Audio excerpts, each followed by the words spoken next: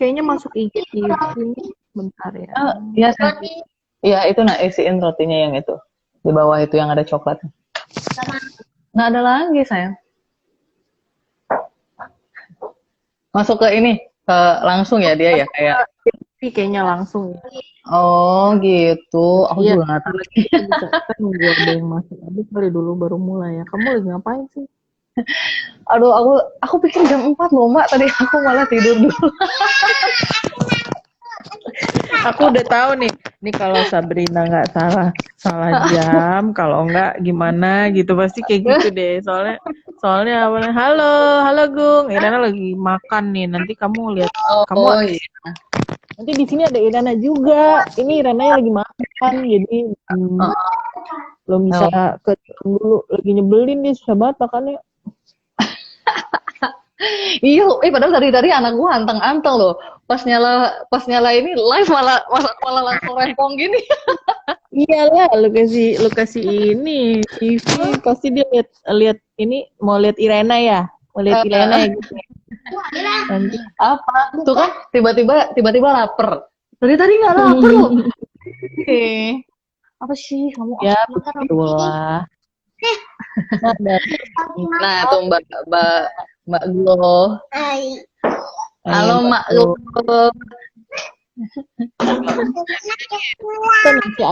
Kita nanti kita lihat Ayu ya. Ini orang-orang pasti salah jam juga nih, soalnya kemarin tuh kan aku udah sempet apa sih namanya ngasih black gitu, ternyata udah mau ibu kan. Ntar Mak. Kenapa ini? Hah? Kenapa? Hah? Apa? Gloria, kamu mau masuk di mana, Gloria? Mau masuk ke bisa masuk nggak sih sebenarnya Mak? Bisa rame-rame apa kita berdua doang? bisa berenam coba ya. Iya, bisa berenam together lah Mak. Biar rempong Ci. Aku udah tahu kamu mesti ngomong gini, biar gua nggak deg-degan sendirian gitu ya. Oh. Udah di dekor sedemikian rupa itu gara-gara di rumah terus pasti ya. Apaan? Itu ada kayak ada petanya. Perasaan terakhir aku ke rumah kamu itu masih kosong semua. Iya masih kosong. Jadi ini kan apa namanya ngenalin anak-anak, dia tuh penasaran sih Gongde sih yang penasaran gitu, tanyain Pulau Bali lah, ngerayain Indonesia lah gitu kan. Ajinya sering ke Jakarta tuh di mana kayak gitu kan. Jadi kayak gitu deh, pasangin kalau Ajinya keluar kota, ini lo Aji lagi di sini kayak gitu kan. Jadi, oh iya gitu. Harus naik pesawat ya gitu. Jadi ya kayak begitu sih anak-anak, tempel-tempel aja nih aja perpustakaan minta dipindah pula kan. Ibu pindahkan perpustakaannya di kamar gitu kan. Aduh. Di kamar mama. Iya di kamar biar gampang katanya ngambil buku, soalnya kalau baca cerita kan di kamar kan. Jadi mereka ngambilnya di situ dari kamar biar nggak usah lagi keluar ke perpustakaan gitu. Aduh anak ini karena udah mulai jamnya jam 4 nih, kita mulai aja kali ya. Ini kita ngobrol-ngobrol. Ini kan nanti kan masuk ke IGTV juga nih. Jadi bakal apa namanya? Jadi kita sekarang sebenarnya hari ini tuh kita mau kayak ngobrol tentang homeschooling usia dini. Karena kebanyakan kan ibu-ibu kan mungkin masih pada bingung ya.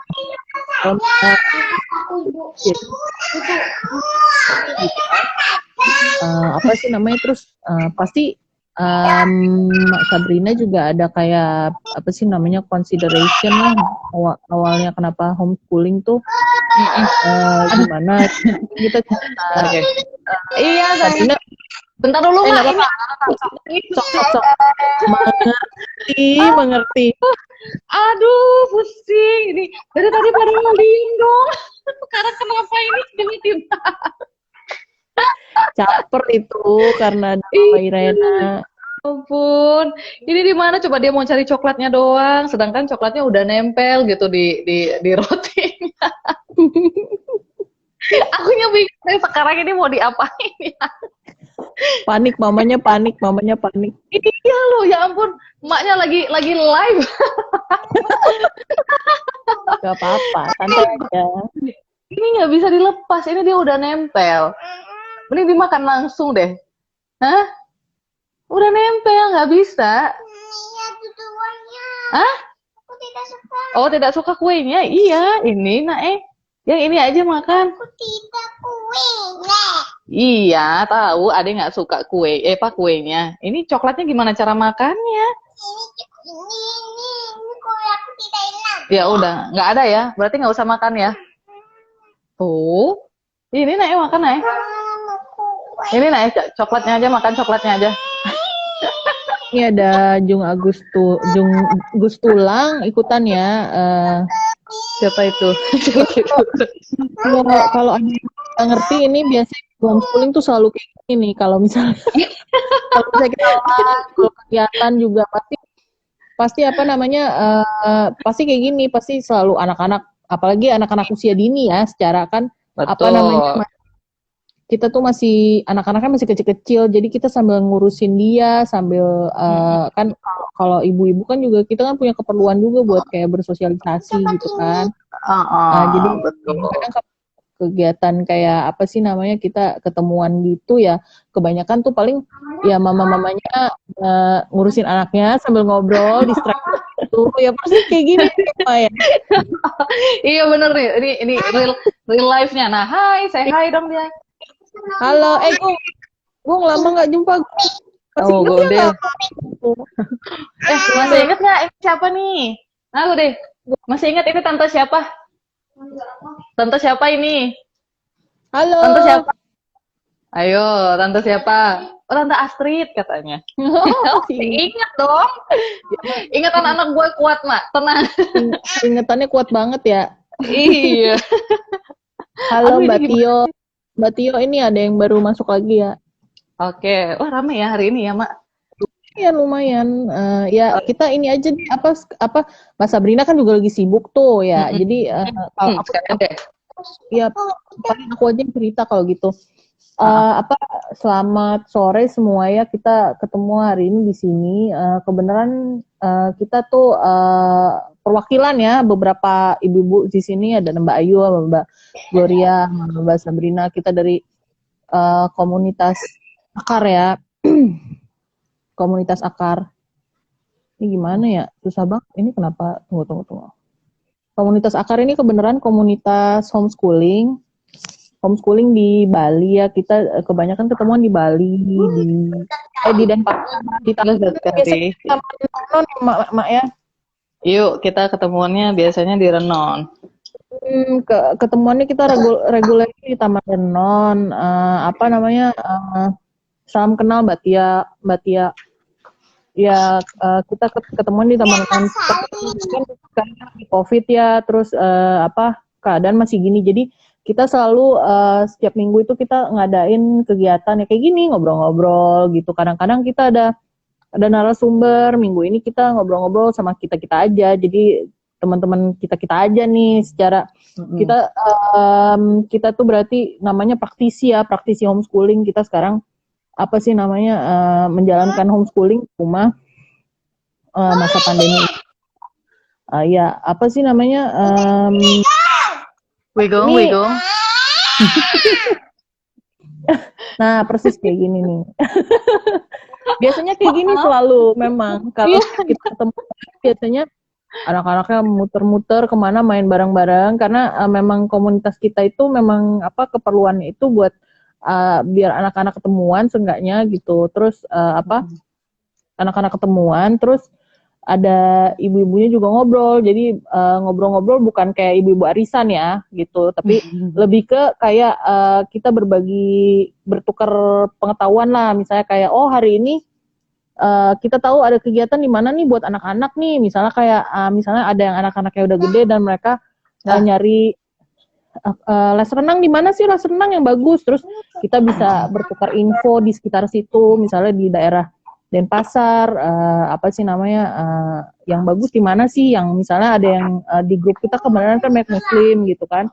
Ya mungkin yang nyari yang ceweknya yang apa sih namanya, yang yang tempat yang ada berenang cuma cewek aja di mana. Nah itu kayak sharing-sharing kayak gitu. Jadi sama hal-hal kayak playground gitu-gitu, sama tempat kita berkegiatan yang baru gitu biasanya. Oke. Iya, ini Mbak Sabrina. Kalau misalnya ada yang mau nanya, biar nggak ketutupan, ini bisa itu ada questions tuh, mungkin bisa itu caranya masuk ke situ gimana ya? Sorry, saya baru pertama juga nih. Pakai, biasa kita di Zoom. Ini hari ini baru pertama kali kita pakai Instagram live gini, jadi saya masih bingung nih. Kalau misalnya ada pertanyaan, ini langsung masuk ke ini ya Mbak ya? Questions apa enggak? Ya, salam kenal juga Pak Gus. Pak Gus ini saya Pak Gus Tulang. Baru di sana mencoba homeschool anak umur 5 dan 2. Ya kebenaran sama lah, mirip-mirip. Jadi di komunitas kita memang kira-kira apa sih namanya, anak-anaknya umurnya ya sekitar segituan lah ya, sekitar paling kecil tuh 2, 1 tahun ada gitu, paling gede tuh 9 tahun, 10 tahun juga ada sih gitu. Ya kira-kira umurnya segitulah. Ada Mbak Citra nih, Mbak Citra juga baru masuk nih. Oke, seru nih, rame nih. Oke, rame. Sabrina gimana? Kalau Mbak Sabrina ini kebenaran anaknya 2 ya. Si Gung tuh umurnya berapa? Gungge itu berapa umurnya? 4 ya? 4,5 kalau ya? Gongge 4 tahun, ya 4 tahun 6 bulan. Kalau Gongdi September ini 7 tahun. 7 tahun ya, jadi iya sayang. Nah, terus ini kita mulai ngobrol aja nih sama Mbak Sabrina nih ya kalau gitu ya. Udah bisa ya Mbak Sabrina ya? Ayo. Sorry gangguannya banyak. Gak apa-apa, santai aja. Udah biasa kayak gini kita memang kalau ketemuan. Udah biasa. Jadi mulai gini aja deh. Kan mungkin teman-teman di sini banyak yang apa sih namanya, kita kan anak-anaknya masih kecil-kecil ya gitu. Aku mau nanya aja nih ke Mbak Sabrina nih, mulai homeschoolingnya kapan sih kalau Mbak Sabrina memutuskan untuk homeschooling? Sebenarnya aku pernah switch juga kan ya. Jadi sebenarnya anak-anak homeschooling tuh kan dari Gongde dari awal itu sebenarnya udah pengen aku homeschoolingin. Cuman ada tuntutan ya dari iya sayang sebentar. Karena ada tuntutan dari orang tua gitulah ya. Jadi dia bilang sekolahin lah anak, apalagi kan anakku ABK ya. Maksudnya mereka berpikir nanti kalau anak nggak disekolahin gimana gitu kan. Jadi cobalah sekolahin gitu. Jadi karena tekanan dari sana sini gitu kan, karena visi aku juga nggak kuat dulu kan. Karena belum kenal visi, belum tahu tentang visi pendidikan itu sendiri kan, jadinya akhirnya ya udahlah gitu, kayaknya coba kita sekolahin aja gitu kan. Ya akhirnya disekolahin gitu, udah disekolahin ya, selama 4 bulan ternyata maksudnya si Gongde nggak settle gitu loh, nangis terus selama 4 bulan gitu kan. Kalau orang-orang bilang kan umur berapa ya, 4 tahun kayaknya itu ya, 4 tahun dia. 4 tahun, jadi kan masuknya ke playgroup ya itu ya, masuk ke playgroup kalau itu udah orang bilang katanya sebulan aja, bukan sebulan malah seminggu gitu kan, seminggu aja dia nggak bakal nangis gitu kan. Ini sampai 4 bulan dong mah nggak berhenti nangis. Tiap hari nangis ya berarti ya? Tiap hari nangis gitu kan, jadi sampai aku tuh terkenal gitu kan di sekolahnya dia. Wah, Ibu Sabrina si Gongde-nya nangis gitu kan. Ya pada akhirnya ya udah deh, suamiku malah yang memutuskan. Udahlah, memang si Gongde memang gak cocok dia di sekolah gitu. Kita switch aja lagi homeschooling. Jadi tepatnya sih 4 tahun kita udah homeschooling, 3,5 tahun lah kita udah homeschooling. Cuman akhirnya kita switch sekolah. Terus sekarang malah switch lagi ke homeschooling. Jadi ngerasa lebih settle aja gitu kita homeschooling. Ambil sayang di kulkas ya. Terus malah jadi kebawa ke Gongge gitu. Ya udahlah, adanya juga di homeschoolingin aja juga gitu. Apalagi sekarang udah ketemu visinya itu sendiri gitu kan, udah ngerti kesini nih arahnya kita mau bawa anak-anak kita kemana gitu. Jadi udah ketemu aja gitu arahnya, jadinya fix lah memutuskan homeschooling gitu. Oh gitu. Terus apa namanya tadi kamu sempat mention tuh apa kalau apa sih itu tadi kamu bilang ya? Maaf ya. Bentar dulu. Oh kita move on aja deh ya. Ini takutnya kelamaan nih. Ibu apa sih ini kita maksimal 1 jam nih. Tapi kalau misalnya nanti tiba-tiba kepotong itu bisa masuk lagi ya nanti ya. Okay. Apa visi pendidikan keluarga nih ditanya sama Mbak Ayu nih? Visinya aku, nah dulu nih aku sempet join apa nih Mbak Ayu juga ikut sih dulu ya sama kegiatan itu tuh online. Jadi aku sempat juga nanya karena memang dulu itu belum kepikiran kan ini visi apa pendidikannya apa ya gitu kan. Jadi aku sempat nanya ke Mbak Ayu juga kan gimana kayaknya kamu juga deh Mak nanyain itu visi pendidikanmu apa gitu. Ternyata setiap keluarga itu visinya beda-beda gitu kan. Jadi aku sendiri waktu itu masih yang aduh kepikiran nih apa ya sebenarnya visi pendidikan aku. Jadi aku di situ tuh mulai sadar ternyata memang aku nggak kuat di visi pendidikanku sendiri kayak gitu kan. Terus akhirnya sekarang kesini mulai kenal metodenya CM gitu kan. Metodenya CM mulailah ngerti gitu. Oh ini nih yang mantik banget nih di keluarga aku nih kayak gitu. Terus untuk apa? Tapi aku nggak bisa dibilang apa ya CM banget gitu kan. Jadi apa namanya? Kalau untuk visi keluarga aku sendiri untuk pendidikan anak-anakku, yang penting dia mencintai diri dia sendiri dulu deh. Kalau CM, iya kebenaran kalau Mbak Sabrina ini kan sebenarnya dia metodenya kebenaran metode CM ya. Jadi kalau CM itu di bawah 7 tahun dia tuh masih pendidikan karakter ya, pendidikan karakter dan moral gitu. Nah, ini juga tergantung kalau Charlotte Mason itu gimana kali ini Charlotte Mason. Kenapa Charlotte Mason aku? Enggak ini apa ya gitu. Oh CM itu Charlotte Mason. Charlotte Mason ya. Charlotte Mason. Jadi kalau salah satu pendidikan bukan kurikulum sih sebenarnya filosofi pendidikan metode. Jadi kalau orang homeschooling biasa kalau misalnya apalagi kalau misalnya homeschooling di rumah ya biasanya mulai dari habis itu nanti akan ada metode-metode pendidikan gitu ya. Kalau misalnya anak usia dini itu menekankannya tuh kebanyakan lebih ke pendidikan ibu lagi pendidikan moral. Iya nanti ibu baca kan. Nanti ibu baca. Oke, tadi ada pertanyaan lagi nih dari Mas ya. Aku bacain dari atasnya kali Mak ya. Oke. Kegiatan sehari-harinya apa aja kata Mbak Ayu? Kegiatan sehari-hari aku tuh main. Nggak ini baca buku. Baca buku. Jadi kalau aku kan memang masih kan aku pakai metodenya CM ya.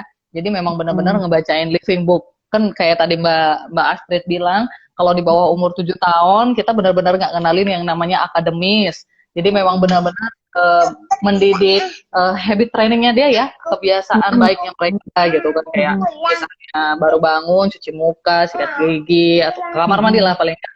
Udah gitu nanti mereka mandi pagi hari, habis mandi kalian itu harus rapikan tempat tidur kayak gitu. Sebenarnya itu kan pendidikan juga ya, cuman bukan pendidikan yang akademis gitu kan, lebih ke karakternya anak-anak kayak masuk ke dalam rumah si Om Swastiastu kalau orang Hindu gitu kan, naruh sendal di tempatnya lagi kayak gitu, masih yang simpel gitu, ngajarinnya tuh lebih ke kemandiriannya mereka gitu ya. Jadi untuk melakukan itu pun juga nggak gampang loh. Iya justru menurut aku nih kenapa kita bilangnya homeschooling ya, bukan parenting ya, karena ini tuh memang bukan sekedar kalau kita parenting kan kita nggak mengajar diri sendiri gitu kan. Kalau kita homeschooling usia dini itu kita mengajarkan mengajarkan norma keluarga, moral keluarga itu paling susah gitu. Apalagi kalau misalnya anak kita itu, misalnya anak kita dikasih sekolah dan sekolahnya terlalu dini, terus anak kita belum punya itu moral keluarga, belum ada pegangan akarnya ya, akar keluarganya belum ada gitu kan. Jadinya anak kita itu justru bakal yang kayak hal-hal kayak itu tuh justru bakal yang bikin anak kita lebih mudah terpengaruh lah gitu sama hal-hal luar gitu kayak gitu. Sebenarnya kayak gitu. Oke, kita mulai aja, kita lanjut aja nih kalau gitu ya. Ini ada pertanyaan lagi, Mbak Tio nanya nih, masih ada nggak orang yang nggak tahu? Mbak mau tanya, pakai lembaga apa bantuan pihak luar nggak selama homeschoolingnya gitu? Oh, kalau aku nggak pakai, nggak pakai lembaga, nggak pakai bantuan. Jadi emang benar-benar pure homeschooling. Jadi memang benar-benar. Nanti ada rencana nggak tapi Mak, kalau anaknya udah? Nih, nanti ada rencana, tapi belum tahu juga sih ya gitu. Karena kan katanya sekarang PKBM itu memang harus didaftarkan dari umur 7 tahun ya, Mak ya. Jadi nggak kayak dulu ya.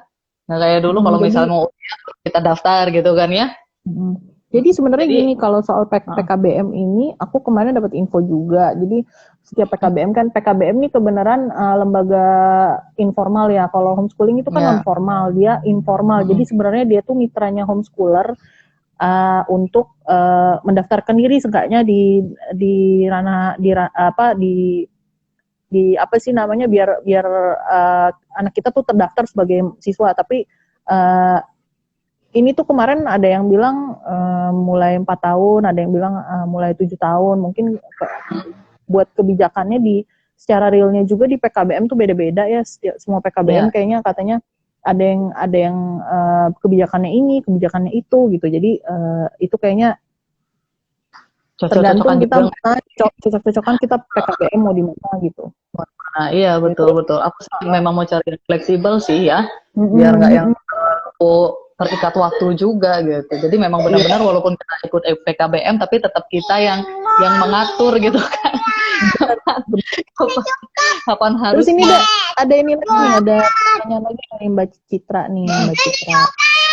Iya sayang. Ini.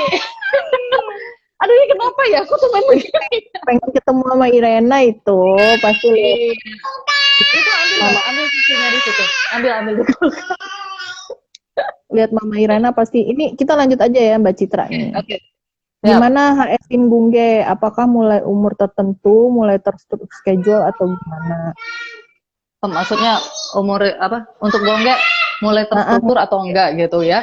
Kan kalau tadi aku udah bilang ya, kalau metode CM itu sebelum usia 7 tahun itu mereka itu enggak ada yang namanya terstruktur. Jadi memang benar-benar mereka itu bebas bermain apa aja gitu. Jadi emang kalau di metode CM itu kita cuma bacain living book aja sih, sama mengenalkan alam ke anak-anak gitu kan. Kalau kayak aku nih,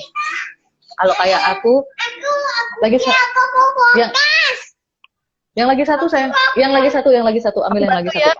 Aku bantu jelasin ya.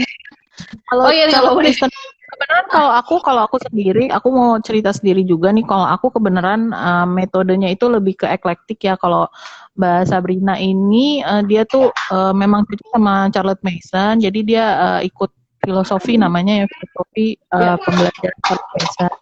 Kalau Charlotte Mason ini ditekankan sebenarnya ditekankan sekali di bawah itu pendidikan karakter dan alam ya Mak ya kalau nggak salah ya.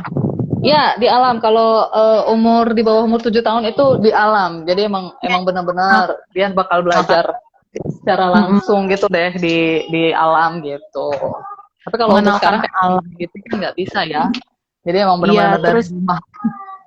Ya, terus kalau kebenaran kenapa menarik banget karena sebenarnya bawah 7 tahun itu di pemahamannya metode ini di bawah 7 tahun itu anak belum apa Mak ya, belum sanggup untuk logis atau gimana gitu ya. Kalau di bawah umur 7 tahun. Iya, apa namanya? Aduh, sorry Mak. Ini kayak ayo ya begini Bu, kalau misalnya homeschooling kita juga gini, tenang aja. Kita mau kayak gini. Ini naik. Ayo Gongge di situ dong. Gongge di sana.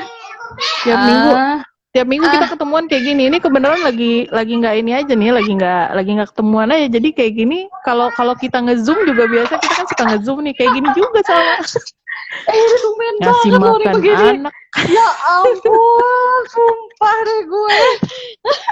Sabar Mak, sabar.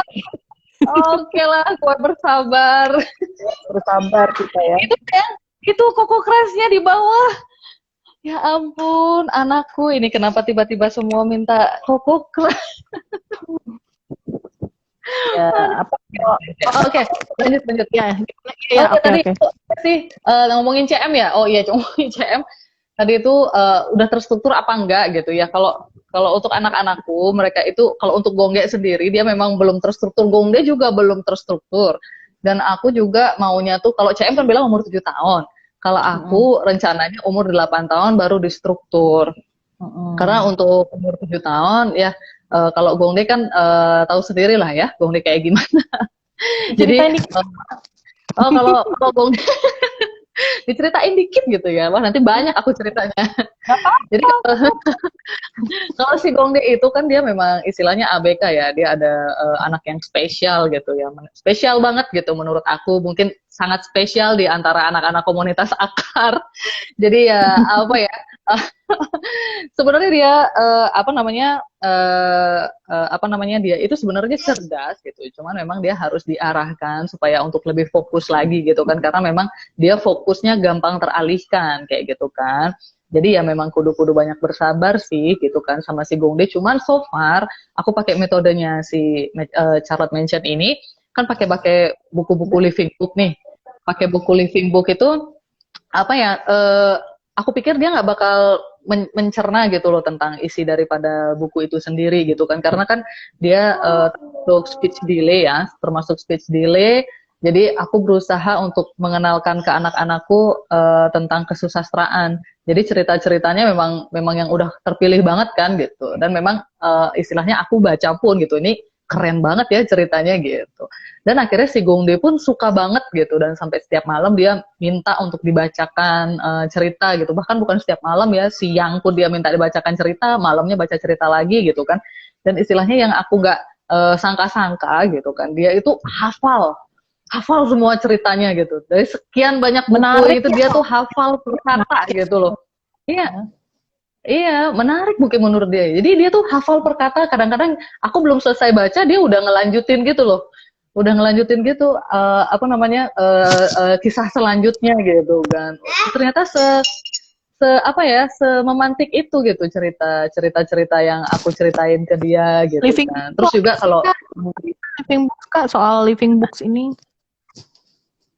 oh, kalau living book ya gitu. Kalau living book itu cerita-cerita yang imajinatif, yang justru yang apa ya, yang hidup gitu loh ceritanya. Jadi kalau Charlotte Manson bilang tuh yang bukan picisan ya. Kalau misalnya mau tahu itu living atau enggak, kita tuh memang harus baca buku itu. Jadi kan sekarang udah banyak tuh buku-buku living book yang istilahnya udah distandarisasi lah ya sama CM gitu kan. Buku-bukunya itu bisa dibaca-baca dulu, nanti apa namanya, kita bisa ngebedain sih yang mana living, yang mana nggak living kalau kita udah terbiasa baca yang living gitu. Jadi ketahuan banget gitu dari cara apa penjabaran bahasanya itu gitu, ketahuan banget. Jadi kadang-kadang aku juga suka iseng beli buku-buku yang di luar rekomendasi CM gitu kan. Aku beli, setelah aku baca, wah ini kayaknya kok nggak oke ya kayak gitu loh. Maksudnya nggak memantik gitu ceritanya, dan anak-anak pun juga nggak interest gitu sama ceritanya. Mungkin karena gitu kali ya, memang memang nggak living mungkin gitu sih. So far sih gitu. Cuman ada sih yang satu buku apa ya istilahnya, buku cerita yang nggak direkomendasiin di CM tuh aku beli itu bermain bersama Tini. Bermain bersama Tini itu apa ya, bagus banget juga. Jadi ceritanya panjang-panjang banget, tapi apa ya, gambarnya juga karakteristik banget, dan anak-anak juga hafal gitu sama ceritanya gitu. Jadi emang bener banget sih, bagus. Dan kalau yang aku lihat si Gongde yang sudah berelasi gitu sama cerita-cerita itu. Jadi kalau menurut CM tuh kan, kalau anak-anak sudah mulai berelasi sama cerita yang kita bacakan, dia akan mengkaitkan cerita itu dengan kejadian apa yang dia alami di kehidupan nyatanya dia gitu kan. Jadi kalau kalau yang Gongde suka itu yang apa namanya, kisah Benjamin Kelinci yang karangan Patrick Potter gitu. Jadi dia pernah jatuh di rumah mertua, dia pernah jatuh, terus dia nangis, aku nanya gitu kan, Gongde jatuh? Iya, aku jatuh seperti Peter gitu. Aku jatuh seperti Peter, jadi kepalanya duluan gitu kan. Di situ aku langsung yang apa, wah ternyata dia sudah berelasi ya sama cerita itu. Jadi oh gini maksudnya dari CM itu gitu. Kalau anak itu sudah berelasi sama bukunya gitu. Jadi aku rasa sih ya masuk banget sih. Aku sukanya kalau di CM juga yang short lesson, Mak. Jadi bentar-bentar gitu belajarnya, nggak lama-lama. Ini kayak anak-anak tuh paling ngajarin sehari 5 menit doang gitu kan. iya, iya, Nggak kayak bentar-bentar banget. Jadi itu nggak gitu ya. iya, betul. Jadi bentar aja, bentar-bentar banget. Jadi kayak aku ngajarin kemarin yang ikut Kamewa itu kan, yang kamu ini itu. Jadi ngajarinnya bentar aja gitu. Gak usah lama-lama gitu. Dan istilahnya aku juga nggak ngajar setiap hari gitu kan. Pas lagi kayaknya sebenarnya anak-anak lagi gini nih, lagi pengen belajar baru masuk gitu kan. Tapi kalau mereka lagi leha-leha ya udahlah biarin aja gitu. Nah, kalau di CM itu namanya Masterly in Activity gitu kan. Jadi mereka punya activity. Iya, jadi kita tuh nggak boleh ikut campur urusannya dia kalau dia lagi ngapain gitu. Iya sayang. Jadi kalau anak-anak sudah kayak dia berkonsentrasi sama mainannya, berkonsentrasi sama bukunya, atau berkonsentrasi sama hewan-hewan yang dia lihat gitu kan. Jadi nggak usah ikut campur, kecuali dia nanya gitu kan, ibu ini apa ya gitu baru jawab gitu. Tapi kalau misalnya dia nggak nanya udah biarin aja kayak gitu. Nah itu enaknya metode CM tuh gitu, Mak. Jadi biar dia berelasi. Itu di bawah 7 tahun, tapi ini Rena udah kelar makan ya. Mau ketemu Gung nggak sini? Ayo, mau lihat sini. Ini kebenaran anakku juga. Kalau anakku umurnya masih 4 tahun ya, 4 tahun jalan lah gitu. Kebenaran kita eklektik di rumah ini, jadi nggak ada. Ya tapi sama juga. Halo Wida baru masuk nih. Jadi sama juga. Kalau mungkin sama ya kita sama Sabrina, yang aku sama Sabrina. Jadi kalau aku tuh nggak di rumah nggak nekenin apa sih namanya akademis. Jadi maksudnya kayak gini loh, strictly misalnya anak umur di bawah 7 tahun itu kalau misalnya masuk sekolah kan biasa udah harus baca kayak gitu, nggak harus gitu. Terus apa namanya, kita tuh di rumah lebih main sama sebenarnya sama metodenya Mbak Sabrina banyak kan. Jadi kayak apa, di rumah kita main, kalau dia tanya kita jawab gitu. Terus tiap hari juga dia baca gitu, dibacain sesuatu. Kalau di rumah kita lebih kayak nonton sih, misalnya gini, hari ini Rena mau ngapain. Dia kan udah bisa bilang tuh, Rena mau ngapain nih hari ini, mau belajar apa. Terus nanti misalnya dia mau belajar tentang skeleton misalnya kayak kemarin tuh. Jadi aku coba cariin gitu. Kita nyari sendiri di YouTube nih anaknya tuh. Kita cari di YouTube soal itu skeleton, terus nanti dia gambar-gambar. Kayak gitu aja sebenarnya dalam rumah tuh. Betul. Terus, iya kalau si itu kan ya. Kenapa, Mak? Aduh, putus-putus, Mak. Ya, gimana, Mak? Terus gimana tadi? Oh, gini. Nah, kalau di metode CM itu kan ada narasi gitu kan ya. Jadi kalau narasinya Gongdae itu kan belum nulis, karena anak-anakku kan belum ada aku ajarin akademis kan. Nulis belum ada. Jadi kalau narasinya Gongdae itu dia gambar. Dia gambar ya? Sama ya, dia juga senang gambar. Iya kan? Iya. Jadi di situ tuh aku udah mikir, oh, berarti sebenarnya narasi itu nggak harus menulis gitu kan. Jadi sebenarnya bisa dengan menggambar dia bikin karya seni dong, gitu loh. Aku pikir, wah, ini oke nih, Gongdae nih udah bisa menarasi, walaupun dia menarasinya kayak dia nonton apa nih, walaupun dia nonton di YouTube gitu kan, mungkin nonton Tayo atau nonton Gogodino lah, terus akhirnya dia digambar lagi gitu, itu kan untuk narasi dong ya. Iya, sama kayak tadi baru aja tadi ya ini Irena nih, dia bapaknya tuh gambar guguk gitu, terus dia gambar orang di belakangnya, katanya bapaknya lagi ngejar guguk katanya. Iya, itu narasi itu. Iya. Narasi yang di dalam bentuk gambar gitu kan, karena anak-anak kan imajinatif ya. Mereka kan pasti kalau disuruh nulis itu nggak bakal kuat gitu loh. Tapi kalau disuruh gambar, kuat banget. Bisa sampai berjam-jam loh gambar. Buku bisa habis. Ya, kalau ada yang mau bertanya lagi ya, kita sambil ngobrol aja nih ya. Ini udah beberapa ibu nih yang join nih. Kalau misalnya ada yang mau nanya, silakan nanya aja di komen ya, biar nanti mudah-mudahan kebaca. Kita lanjut aja ya, Mak ya. Oke, Ini siap. ada list pertanyaan. Aku udah ini nih prepare hari ini nih, biar nggak kayak kemarin-kemarin. Aduh, aku dikasih pertanyaan nih. Udah kayak motel. Oh, ini ada nih Mbak Citra nih. Mbak Citra nanya dulu. Ada planning tertentu nggak? Saya dalam 1 minggu per 3 hari, per hari ada beberapa poin. Contohnya bahasa, baca, mat, misalnya perkenalan panjang pendek gitulah katanya. Oh, kalau memang sih, kalau aku nggak ini, memang nggak terstruktur, Mak Citra Cicit. Mak Cicit memang aku anaknya masih kecil ya. Iya, anaknya masih kecil. Kalau nggak salah. Masih kecil juga. Kemarin dia kan sempat ke rumahku juga, Mak. Gitu. Yang waktu kita kumpul-kumpul itu. Iya. Jadi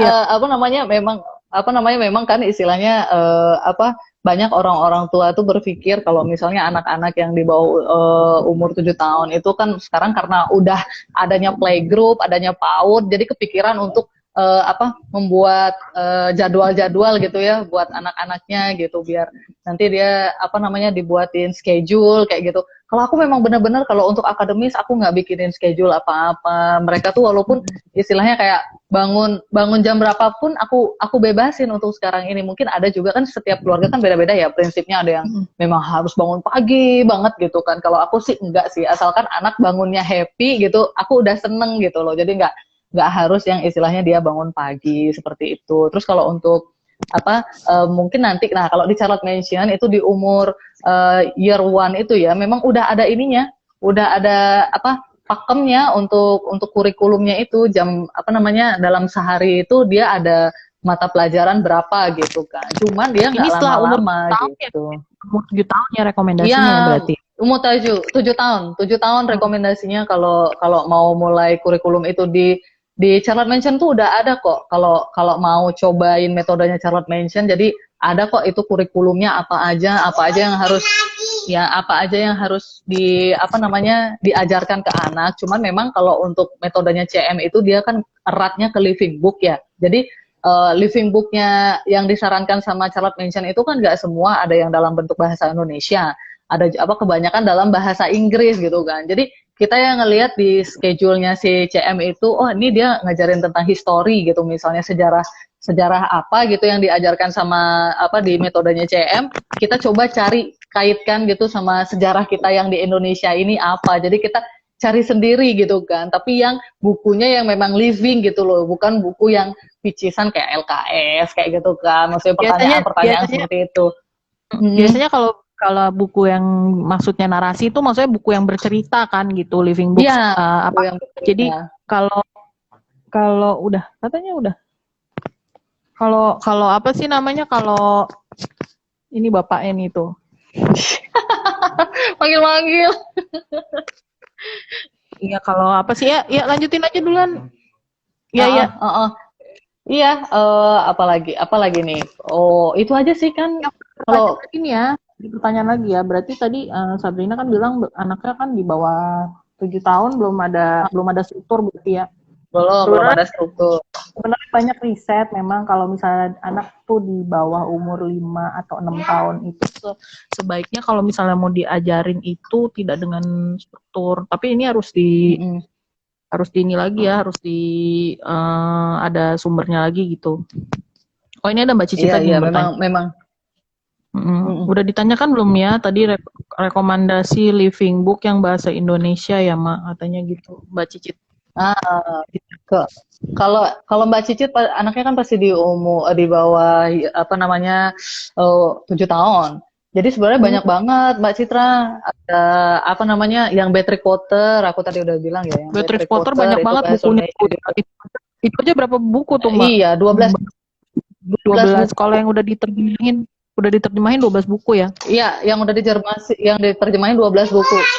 Dan itu kan susunya di sana itu ada 12 buku kalau yang Beatrix Potter. Terus ada ini ada banyak sih Kalau mau ada banyak. Kalau ini sih sebenarnya bukan living book, cuman istilahnya di apa namanya Mbak Dia nyaranin buat baca. Aku suka aja ceritanya gitu kan. Tapi setelah dibacain memang bagus sih gitu. Jadi Ini apa ya rekomendasi enak buku. gitu baca apa? Nih di Ambleside online. Di Ambleside online ada banyak. Nah, kalau mau tahu rekomendasi bukunya si CM itu di Ambleside online. Nih juga Ya Winnie the di Pooh. website Winnie the Depo. Pooh ini, Winnie the Pooh ini apa ya? Aduh, banyak banget sih. Aku jadi pusing nih apa aja ini. ada banyak sebenarnya buku-buku yang living book banget deh. Tapi yang aku saranin sih dulu Harry Potter sih. Itu aja udah gemes banget bacanya itu karena banyak banget kan halamannya. Ini ada pertanyaan Jadi lagi dari Pak Gus nih. Ada set target skill yang harus dikuasai anak-anak sesuai jenjang umur. Mungkin ini ditanyain ke Mama Sabrina, gimana menurut kamu, Mak? kalau apa target skill ya? Kalau skill itu skill apa nih maksudnya? Skill yang dia harus bisa naik sepeda itu juga skill ya. Naik naik sepatu roda itu juga skill ya. Bisa Gitu. berterima kasih itu skill juga. Bisa memaafkan itu skill juga. Iya, skill juga. Berkata jujur itu skill juga gitu kan. Cia. Jadi Ya, yang gitu. memang skill itu Menahan yang mana? diri. Menahan Iya. diri skill juga. Jadi yang kayak gini nih, kalau untuk kalau aku pribadi, kalau untuk anak di bawah umur 7 tahun, aku lebih fokus ke emosinya anak-anak. Jadi aku pengen supaya anak-anakku bisa merasakan tubuhnya dia sendiri gitu loh. Dikala dia marah, dikala dia sedih, dikala dia gembira gitu. Jadi dia harus bisa menamai gitu, merasakan apa sensasi tubuh yang dirasakan sama dia gitu. Jadi istilahnya kenapa anak-anak di bawah umur 7 tahun itu suka tantrum gitu kan, karena mereka nggak tahu gitu loh gimana sih apa sih yang gejolak yang dia rasain gitu dalam hatinya dia gitu kan. Jadi apa namanya, aku berusaha untuk mengajarkan anakku untuk melebeli perasaannya mereka, itu sih yang penting sebenarnya. Karena kita kan apa kalau kita percaya anak yang di bawah umur 7 tahun itu kan golden age-nya anak-anak. Jadi kita emang benar-benar mensiapkan pondasinya anak-anak untuk siap menerima pendidikan yang akademis gitu kan. Jadi di situ sih menurut aku yang emosinya yang harus stabil dulu gitu. Kalau anak-anak masih suka tantrum, minta A harus dipenuhi gitu kan. Mereka kayak belum bisa mengendalikan diri mereka sendiri. Mereka kan belum tahu yang mana yang memang kebutuhan, yang mana memang keinginan kan kayak gitu kan. Jadi apa kalau masih kayak gitu aku rasa untuk input anak edukasi itu susah gitu loh. Tapi kalau anak-anak udah stabil, merasa apa namanya, aku belum boleh nih beli ini, aku nggak bisa nih beli ini, atau aku nggak butuh ini gitu. Aku rasa sih anak-anak yang seperti itu yang malah justru jadi investasi buat orang tuanya kelak gitu sih. Kalau aku Aku setuju banget nih sama Mbak apa sih namanya Mbak Sabrina, karena benar kata Mbak Ayun ya, Mbak Ayu bilang ya, orang dewasa juga masih ada yang tantrum, benar, karena betul masalah emosi ini bisa ke bawah sampai dewasa, nggak cuman. Jadi makanya kenapa anak usia di bawah 5 tahun ini sangat penting sekali untuk dia tuh belajar, dia mengontrol emosinya dia untuk apa sih namanya melanjutkan di tahap selanjutnya, yaitu tahap rasional gitu. Karena kalau misalnya anak kecil bisa ke bawah sampai gede, dia nggak bisa ngontrol emosi, dia nggak bisa ngontrol kesedihannya dia nggak tahu ini namanya apa gitu, kayak gitu. Banyak sekali tuh orang dewasa yang punya namanya penyakit, mungkin bukan namanya penyakit ya, cuman apa namanya sesuatu yang batinnya gitulah, batinnya jadinya nggak ada pondasinya yang kuat gitu. Terus betul. Ini ada tadi apa sih namanya Mas Gus ada pertanyaan lagi tadi nih. Ada macam survival safety dan lain-lain di set target nggak? Survival safety itu gimana maksudnya? Maksudnya survival yang diajarin target gitu maksudnya. Apa namanya? Jadi maksudnya untuk skill apa soft skill ya? Maksudnya life skill maksudnya ya? Life skill ya, itu sebenarnya yang ditekanin itu memberikan life skill ini yang paling penting, yang apa? Life skill-nya itu maksud nggak kebaca sama gue. Bentar tuh, udah kebaca belum? Coba mungkin di elaborate lagi. Macam-macam survival, safety dan lain-lain ya kayak gitu di set target nggak gitu? Kalau survival kayak kan hidup. Jadi sebenarnya gini, nah aku nih lagi ngomongin sama suamiku juga masalah survival. Pada dasarnya hakikatnya manusia itu pasti survival. Pasti mereka bertahan hidup kayak gitu kan. Maksudnya dalam artian walaupun mereka dalam misalnya nih kayak kita dicuri, kita menyalami pencurian gitu, maksudnya kita ditodong gitu. Jadi kita tuh pasti ingin survive gitu kan. Jadi kalau suamiku bilang gini katanya, life find the way kayak gitu kan. Jadi kita tuh akan nemuin cara gimana caranya untuk kita survival dalam keadaan terhimpit kah, dalam keadaan kepepet kah gitu. Orang-orang pasti dia bakal survival. Kayak sekarang aja kita kelaparan gitu misalnya ya. Kalau misalnya kita nggak ada pekerjaan kayak di pandemi seperti ini nggak ada kerjaan, pasti berpikir kan survival entah kita yang positif, iya, entah kita mau ke positif atau ke negatif kan gitu, antara kita mau mencuri atau kita minta aja ke tetangga kan gitu ya. Jadi pokoknya kita pasti cari cara gimana caranya untuk survival gitu. Untuk safety itu kan udah pasti ya. Safety yang paling simpel itu hati-hati pegang kabel listrik lah atau colokan, itu kan salah satu bentuk simpel untuk safety gitu ya. Misalnya udah pastilah itu diajarin, cuman istilahnya yang nggak yang yang terlalu gimana gitu. Kalau untuk safety itu juga jalan tanpa alas kaki. Kalau anak-anakku tuh sering nggak pakai alas kaki kalau jalan di taman lah di mana mereka nggak pernah pakai alas kaki. Jadi aku mengajarkan anak-anak supaya mereka itu tahu kalau jalannya ada berkerikil, kalian hati-hati jalannya. Kalau misalnya jalannya licin, hati-hati juga. Nah, kayak gitu kan. Jadi mereka juga merasakan, kalau orang Bali bilang itu merasakan ibu pertiwi gitu loh. Merasakan ibu pertiwi, dapat kekuatan dari ibu pertiwi. Jadi dengan cara kita itu lepas sendal, lepas alas kaki kayak gitu. Itu ngajarin safety juga. Itu kan melatih otot juga ya untuk tahu gitu kan. Oh, ini sakit nih kalau kena kerikil kayak gitu kan. Ini sakit nih kalau kena pecahan kaca gitu. Ini sakit kalau kena paku kayak gitu. Jadi kayak gitu sih kalau aku sih untuk biar mereka yang merasakan tubuh mereka sendiri gitu.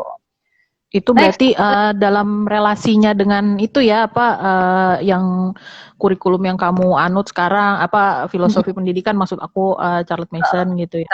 Terus iya ini Mbak Ayu nih nanya nih, ceritain tentang habit training Mak katanya gitu. Habit training yang mana? Charlotte Mason kan ada habit training ya. Iya, Charlotte Mason ada habit training, ada banyak nah kayak aku bilang kalau misalnya setiap keluarga itu kan unik, punya prinsipnya masing-masing gitu kan. Jadi habit training itu kan kebiasaan baik yang mana yang mau kita tanam. Jadi belum tentu kayak aku tadi bilang nih, ada orang tua yang pengen biar anaknya bangun pagi. Sedangkan aku kan nggak harus anakku bangun pagi, yang penting anakku bangun dengan bahagia gitu, aku udah seneng. Tapi kan ada yang misalnya kayak harus bangun pagi, jadi mereka kayak mungkin sholat gitu ya, kalau jam 5 pagi kan harus sholat gitu, mereka harus membangunkan gimana sih caranya habit training gitu kan. Kalau habit trainingnya aku, mereka itu harus bangun, kalau setelah bangun mereka harus happy. Jadi nggak ada yang namanya nangis kayak gitu, tuh habit itu menurutku. Jadi biar nggak mumet kan, gue udah capek-capek ngepel gitu, jadi mereka harus happy. Yang kedua, habis bangun itu mereka tuh harus cuci muka lah, sikat gigi lah, dan itu pun juga nggak mulus jalannya. Itu tuh benar-benar yang istilahnya kalau Charlotte Manson bilang kan harus sekali sekali kita meminta harus segera dituruti kan gitu kan. Tapi kan kalau itu tuh nggak mudah, Mak. Jadi emang benar sekali aja ngomong Gongde atau Gongge yang paling sekarang masih aku training. Kalau Gongde udah lulus dia, baru bangun dia langsung kamar mandi pasti gitu kan. Kalau Gongge harus sikat gigi gitu. Wah, aduh teriak-teriak dulu. Udah deh nggak boleh ngomong lagi kan. Langsung diambil aja.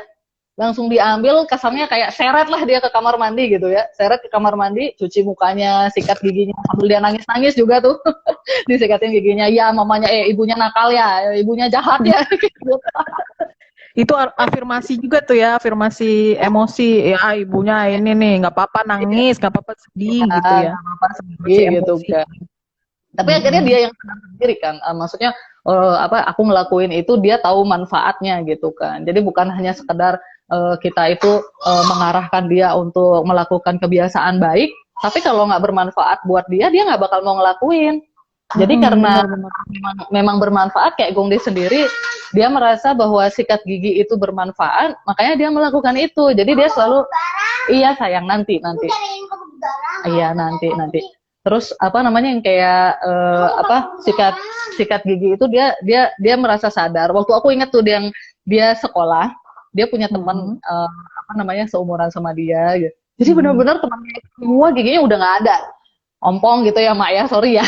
Jadi si Gongde itu ngeliatin temennya itu ngeliatin giginya gitu kan, sambil dia megang giginya sendiri gitu kan. Itu tuh hal yang lucu menurut aku. Jadi dia ngeliat, dari itu dia mulai sadar bahwa itu pentingnya dia sikat gigi gitu kan. Karena istilahnya anakku termasuk oke lah untuk gigi untuk umuran anak sedia gitu ya, masih nggak ada ompongnya sama sekali gitu. Jadi dia sadar sendiri gitu tentang habit training yang aku ajarin, bahwa sikat gigi itu baik buat kamu. Kayak misalnya sembahyang itu baik buat kamu. Baik buat apa gitu kan. Kecil-kecil udah nanyain, baik buat apa sih sembahyang itu? Ya baik buat jiwa. Waduh, kemana-mana ada pertanyaannya jiwa itu gitu kan. Jadi nanyain Tuhan, kayak gitu kan. Jadi ya complicated sih sebenarnya. Jadi kemana dia. Nih Gloria ngomong gini, ya kalau kesannya dipaksakan gitu jadi hilang dong happy-nya pas bangun tidur tadi.